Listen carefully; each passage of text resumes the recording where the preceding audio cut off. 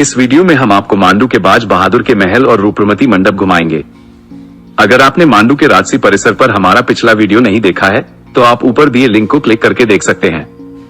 ये तो बाज बहादुर का महल कहलाता है, लेकिन इसे असल में सुल्तान नासिरुद्दीन खिलजी के शासन के दौरान बनवाया गया था और बाद में बाज बहादुर ने इसमें रहना शुरू किया। तो फिर ये बाज बहादुर कौन थे? 1531 में जब मांडू में खिलजी वंश का अंत हुआ तो ये गुजरात सल्तनत के अधीन चला गया। 1537 में पूर्ववर्ती खिलजी वंश के शासकों के एक अधिकारी कादिर शाह ने मालवा पर फिर से नियंत्रण कर लिया, लेकिन 1542 में शेरशाह सूरी ने कादिर शाह को हरा दिया और शुजात खान को मालवा का गवर्नर नियुक्त किया। 1555 में जब शुजात खान की मृत्यु हो गई तो उनके बेटों में से एक मालिक बयाजीद ने राज्यभार संभाला और खुद को बाज बहादुर की उपाधि दी। उसने अपने अन्य दो भाइयों को हरा दिया जो पड़ोसी प्रांतों पर शासन कर रहे थे। इस तरह बाज बहादुर ने मालवा सल्तनत को फिर से स्थापित किया। लोक कथाओं के अनुसार एक बार नर्मदा नदी के तट पर शिकार करते समय ऐसा कहा जाता है कि बाज बहादुर ने धर्मपुरी के ठाकुर की बेटी रूपमती की मधुर आवाज सुनी थी।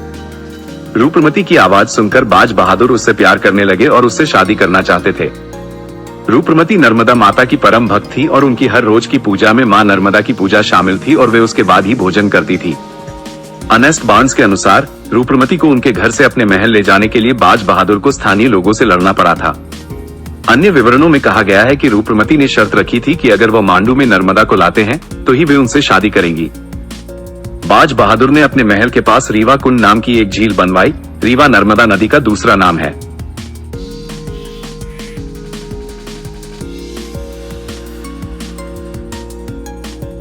उन्होंने रानी रूपमती के लिए पास की पहाड़ी की चोटी पर एक मंडप भी बनवाया।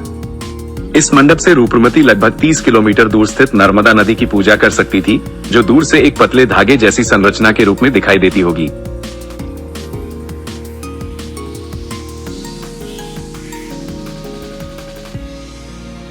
बाज बहादुर और रूपमती गीत और संगीत में लीन होकर मांडू में खुशी से रहते थे। बाज बहादुर द्वारा मालवा की सेना और सुरक्षा व्यवस्था की अनदेखी की बात सम्राट अकबर के ध्यान में आई।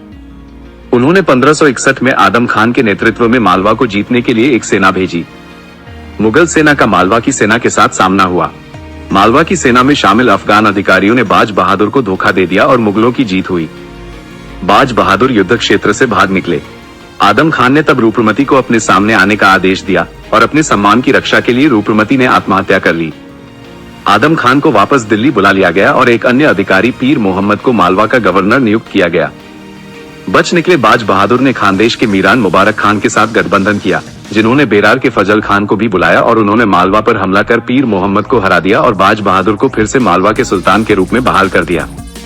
उनका शासन अल्पकालिक था क्योंकि अकबर ने फिर से मालवा पर हमला किया। इस बार उन्होंने अब्दुल्ला खान उज़्बेक को भेजा।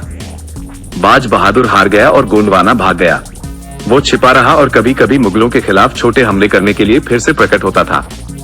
1570 के आसपास उन्होंने अकबर के सामने आत्मसमर्पण कर दिया, जिन्होंने उन्हें 2000 घुड़सवारों का सेनापति बना दिया। बाज बहादुर की मृत्यु 1590 ईस्वी में हुई और उनकी इच्छानुसार उन्हें रानी रूपमती की कब्र के पास भी दफनाया गया। यह मकबरा सारंगपुर के पास है। ऐसा कहा जाता है कि सम्राट अकबर ने रानी रूपमती की कब्र पर शहीद ए वफा शब्दों को और बाज बहादुर की कब्र पर आशिक ए सादिक यानी सच्चे प्रेमी शब्दों को खुदवाए थे। कृपया इस वीडियो को लाइक और शेयर करें। भारत के ऐतिहासिक स्थानों पर ऐसे ही दिलचस्प वीडियो के लिए इस चैनल को सब्सक्राइब करें।